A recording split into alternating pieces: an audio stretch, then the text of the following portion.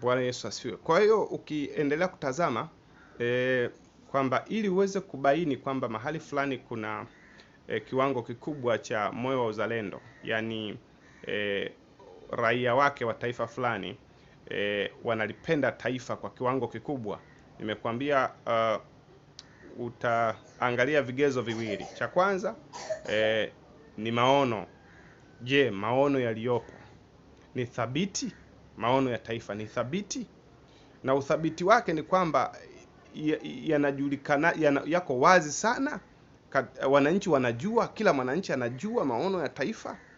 Bwana Yesu asifiwe sana. Ndio maana Mungu alimwambia Habakuki, iandike njozi hii, ukaifanye kuwa wazi sana, ukaiandike katika vibao, maana iweke katika matangazo. Bwana Yesu asifiwe sana. Haleluya. Iwe wazi, sio kificho, kiasi kwamba kila raia awe anajua kwamba maono ya taifa letu la Tanzania ni 1, 2, 3.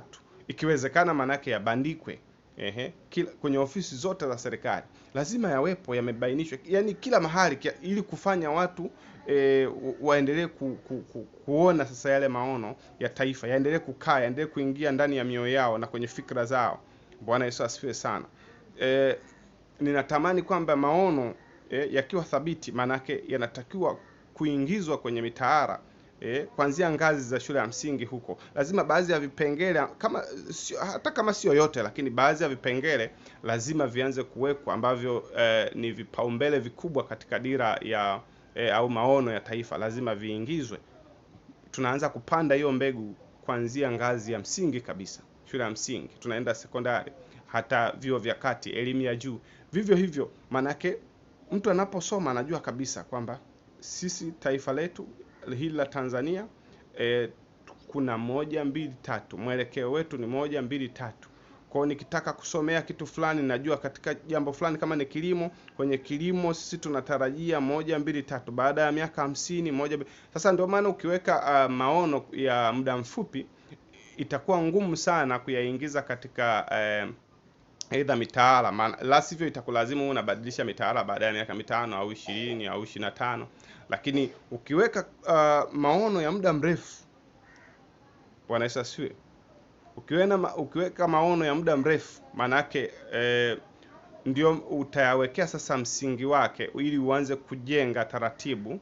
Maana yake maono thabiti hahitaji haraka haraka, yanahitaji kujengwa, yaingie ndani ya fikra za watu. Kwa hiyo itahitaji muda. Ndio maana unatakiwa uweke aidha kwenye uweke utaratibu wa kuanza kufundisha kutokea shule ya msingi.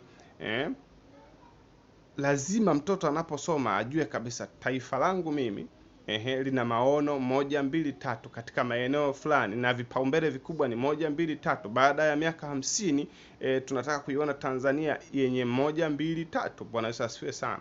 Kwa hiyo ndio maana tunahitaji maono ambayo ya muda mrefu. Ni jambo la msingi sana, ni kitu cha kibiblia kwa ajili ya ustawi wa taifa letu. Sasa hapa kumbuka, ninazungumzia kujenga moyo wa uzalendo. Sasa unajua moyo wa uzalendo, Bwana Yesu asifiwe sana. Jiulize tu, kwa nini ulipende taifa lako? Ulipendi tu kwa sababu nasema tunalipenda. Ni kwa sababu kuna vitu natamani viweze kutokea. Bwana Yesu asifiwe sana.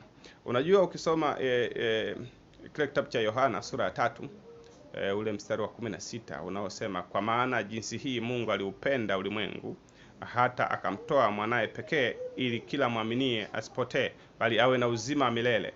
Kwa hiyo unaona kabisa Mungu aliupenda ulimwengu kwa sababu alikuwa hataki upotee. Bwana Yesu asifiwe. Kwa alikuwa hataki upotee, anataka ulimwengu urejee katika makusudi ambayo alikuwa amekusudia tangu mwanzo. Bwana Yesu asifiwe. Kwa kuna mambo ambayo Mungu alimuumbia mwanadamu ili sasa aweze kuenenda katika utaratibu ambao tayari Mungu alikuwa ashapanga. Alipotenda dhambi, akakosa, akaingia kwenye utaratibu mwingine. Sasa Mungu akaandaa mpango wa kumrejesha mwanadamu katika utaratibu tena mzuri. Kwa nini Mungu aliupenda ulimwengu? Kwa sababu alikuwa anataka mwanadamu asipotee, arudi katika msingi fulani ambao alikuwa ameuandaa tangu mwanzo. Kwa hiyo ukisema unalipenda taifa, nikikuuliza swali, kwa nini unalipenda taifa? unaweza ukakosa majibu, lakini kama unayajua maono yale ndio yatakupelekea wewe uweze kulipenda taifa. Maono thabiti ni maono yaliyo wazi kwa kila mtu, kiasi kwamba yanatakiwa kutengenezewa kampeni, maono ambayo yanatokana sasa na wananchi wenyewe wameamua, maana yake wameweza kujadili ambayo yanatoka ndani ya mioyo yao. Hayo ndio ukiendelea kutengeneza kampeni, kila raia, Bwana Yesu asifiwe sana, kila raia ataelewa, na akiyaelewa, kitakachojengeka ndani yake, anakuwa sasa na uchungu na wivu juu ya yale maono, kwa sababu atahakikisha yale maono lazima yatokee juu ya taifa lake. Bwana Yesu asifiwe sana. Haleluya. Bwana Yesu asifiwe sana. Kwa ni msingi sana unapotaka kujenga moyo wa uzalendo. Na hii haijaelezwa sehemu nyingi. Nimejaribu kusoma habari za moyo wa uzalendo tangu nchi hii imepata uhuru mwaka 1961. Ukitazama utaona kiwango cha moyo wa uzalendo kipindi cha baba yetu wa taifa Mwalimu Julius Kambarage Nyerere, kiwango kilikuwa kiko juu kidogo cha moyo wa uzalendo. Bwana Yesu asifiwe. So baadhi ya vitu vilipewa msisitizo, na jambo moja hapo ambalo lilipewa msisitizo sana ilikuwa ni falsafa ya taifa. Ukitazama baadhi ya falsafa, kwa mfano ile ya ujamaa na elimu ya kujitegemea, ile falsafa ilikuwa wazi sana, maana ilikuwa inawapa watu elimu ya kujitegemea. Bwana Yesu asifiwe. Kwa hiyo ilikuwa inamfanya kila mmoja, manake anapambana, kila mmoja anawaza elimu ya kujitegemea. Ndio maana ukitazama Mwalimu Nyerere alianzisha vyuo vya ufundi. Kuanzia ngazi za msingi kabisa kulikuwa na vyuo vya ufundi. Nakumbuka mimi karibia kila tarafa kulikuwa na chuo cha ufundi. Watu walikuwa wanafundishwa useremala, ujenzi wa nyumba. Bwana Yesu asifiwe. Kwa hiyo wanafundishwa vitu vingi enzi zile.